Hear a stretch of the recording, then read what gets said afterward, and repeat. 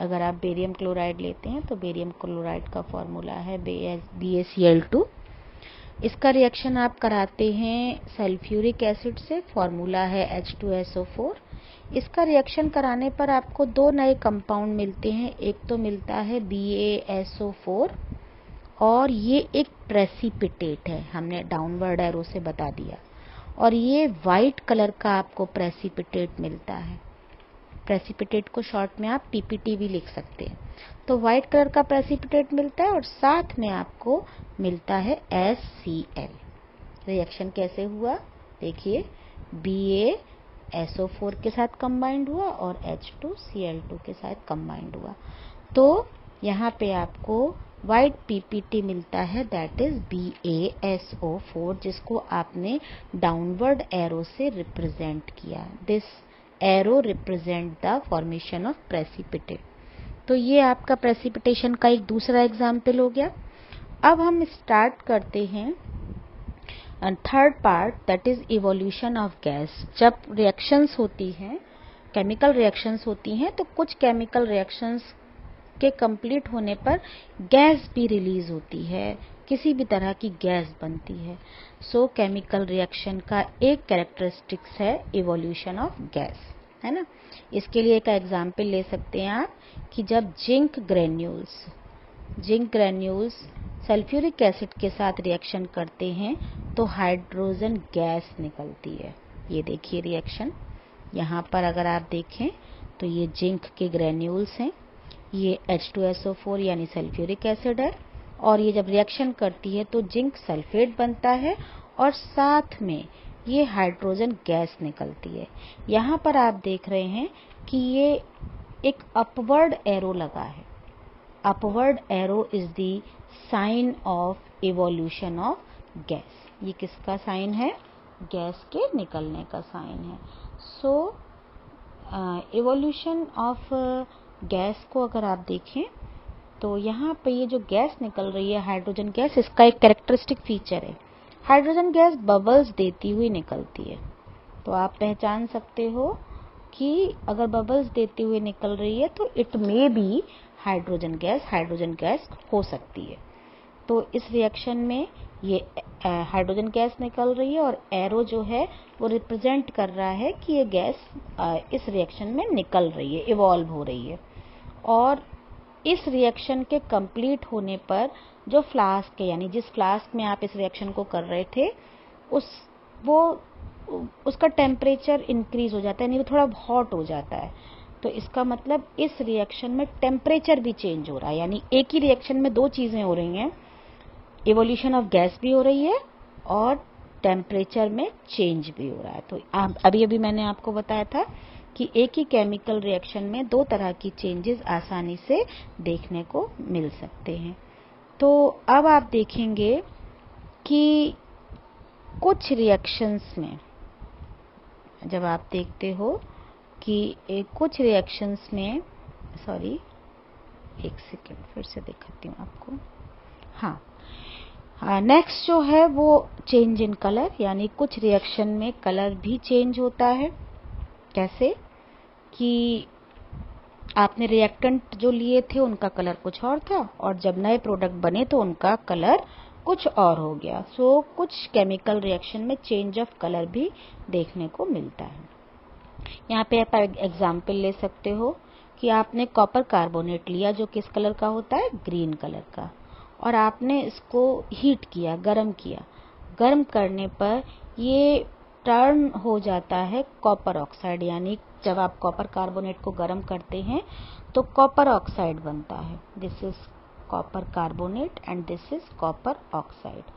इसका कलर, जो copper carbonate आपने लिया था उसका कलर ग्रीन था, लेकिन जब आपने ये कॉपर ऑक्साइड बना आपका तो ये इसका कलर ब्लैक था। तो इसका मतलब कलर भी चेंज हुआ। तो रिएक्शंस में चेंज ऑफ कलर भी देखने को मिल सकता है। नॉर्मल लाइफ में भी आप देखते हो कि अगर आपने एप्पल को काटा है ना, क्या एप्पल काट के अगर आप थोड़ी देर के लिए एयर में रख दें तो क्या होता है, उसके ऊपर एक ब्राउन कलर की कोटिंग आ जाती है, यानी एप्पल का कलर चेंज हो जाता है। तो ज़रूरी नहीं है कि हर चीज़ को आप लैब में ही एक्सपीरियंस करो, आप डेली लाइफ में भी ये सब चीज़ें एक्सपीरियंस कर सकते हो, क्योंकि आपकी लाइफ जो है वो केमिस्ट्री से भरी पड़ी है। केमिस्ट्री आप मिनट मिनट पे केमिकल्स का, केमिस्ट्री का यूज़ करते हैं, बस कमी कहाँ पे कि आप उनको ऑब्जर्व नहीं करते। तो ऑब्जर्व कीजिए, आपको पूरी केमिस्ट्री आपके घर में, आपके आसपास दिखाई दे जाएगी। तो ये चेंज इन कलर आप खुद देखते हो कि अगर आपने एप्पल को काट के रखा तो कलर चेंज हो गया। So this is also the example of chemical reaction, है ना। अब आगे हम बढ़ते हैं। नेक्स्ट जो हमारा कैरेक्टरिस्टिक है वो है चेंज इन टेम्परेचर। तो अभी अभी आपको एक रिएक्शन बताई थी जिसमें कि फ्लास्क हॉट हुआ था, इसका मतलब टेम्परेचर में भी चेंज हो जाता है। तो जब केमिकल रिएक्शन होती है तो टेम्परेचर में चेंज होता है, यानी रिएक्शन के टाइम में वो टेम्परेचर को यूज़ भी कर सकती है केमिकल रिएक्शन, और उस केमिकल रिएक्शन में एनर्जी या हीट बन भी सकती है। दोनों ही बातें हो सकती हैं, हीट यूज़ भी हो सकती है और हीट रिलीज भी हो सकती है। तो अगर आप देखें तो दोनों ही कंडीशन में चेंज इन टेम्परेचर होगा। तो इसका एग्जाम्पल एक तो आपने अभी पिछली उसमें पढ़ लिया। अब यहाँ पे दूसरा एक बहुत कॉमन एग्जाम्पल देखिए, क्विक लाइम, जिसे आप चूना कहते हो। आप सब ने देखा होगा घर में जब वाइट वॉश होती है तो इस चूने को, इस क्विक लाइम को हम यूज़ करते हैं। और आपने देखा होगा कि जो वाइट वॉश करने आते हैं वो क्या करते हैं, उस चूने को पानी में डाल देते हैं, पानी में भिगोने के लिए रख देते हैं, क्योंकि वो सॉलिड फॉर्म में होता है ना, तो पुताई करने के लिए आपको उसे लिक्विड फॉर्म में कन्वर्ट करना पड़ेगा।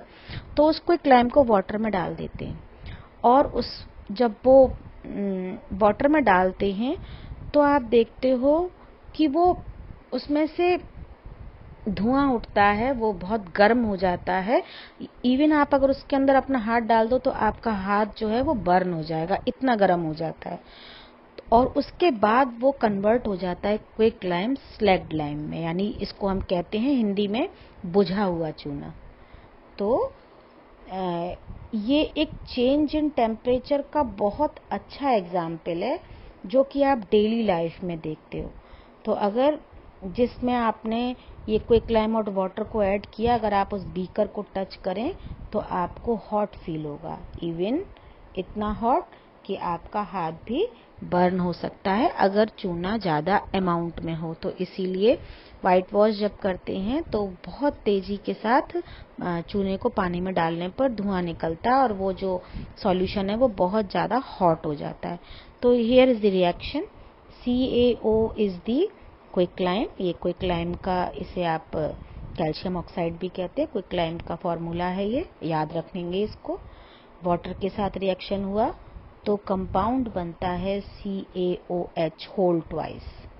यहाँ फिर देख लीजिए CaOH और होल ट्वाइस, ये इसका फॉर्मूला है किसका, स्लैग्ड लाइम का। तो स्लैग्ड लाइम बनता है और इस प्रोसेस में बहुत सारी हीट भी निकलती है। तो इसका मतलब टेम्परेचर में चेंज हो रहा है। तो this is the another characteristic of the chemical reaction. और लास्ट जो है वो है आपका चेंज इन स्टेट, है ना। तो अगर आप चेंज इन स्टेट देखें तो अभी अभी आपको बताया था कि फिजिकल स्टेट में चेंज होता है, वो फिजिकल चेंज में भी होता है और केमिकल रिएक्शंस में भी होता है।